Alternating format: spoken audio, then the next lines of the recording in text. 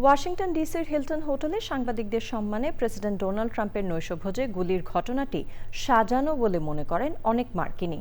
সামাজিক যোগাযোগ মাধ্যম বিশ্লেষণ করে এমনটি জানিয়েছে নিউ ইয়র্ক টাইমস।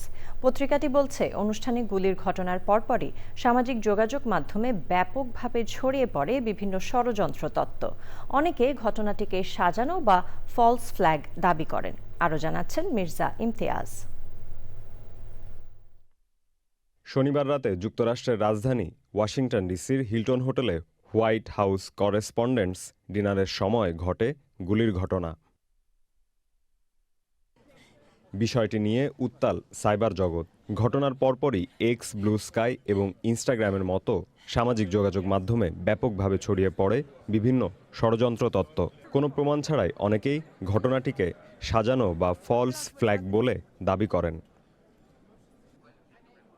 প্রভাবশালী মার্কিন পত্রিকা নিউ ইয়র্ক টাইমসের এক প্রতিবেদনে বলা হয়, সামাজিক যোগাযোগ মাধ্যম বিশ্লেষণকারী সংস্থা টুইট বাইন্ডারের তথ্য অনুযায়ী রোববার দুপুরের মধ্যেই এক্সে ৩ লাখের বেশি পোস্টে সাজানো শব্দটি ব্যবহার করা হয়েছে।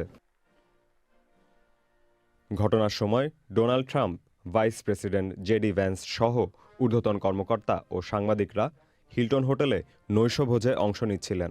আইনশৃঙ্খলা বাহিনীর তথ্য অনুযায়ী ক্যালিফোর্নিয়ার বাসিন্দা কোল টমাস অ্যালেন নামে এক ব্যক্তি নিরাপত্তা ব্যবস্থা এড়িয়ে অনুষ্ঠানে যাওয়ার সময় গুলি চালায়। পরে আইনশৃঙ্খলা বাহিনী তাকে আটক করে।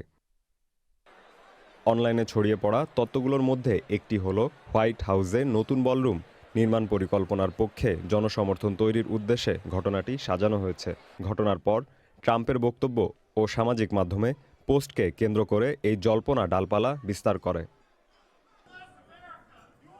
সবচেয়ে বেশি ছড়ানো তত্ত্বগুলোর মধ্যে রয়েছে ফলস ফ্ল্যাগ অপারেশনের দাবি, যেখানে বলা হয় আন্তর্জাতিক ইস্যু থেকে মনোযোগ সরাতেই এই ঘটনা ঘটানো হয়েছে। Mirza Imtiaz, channel I.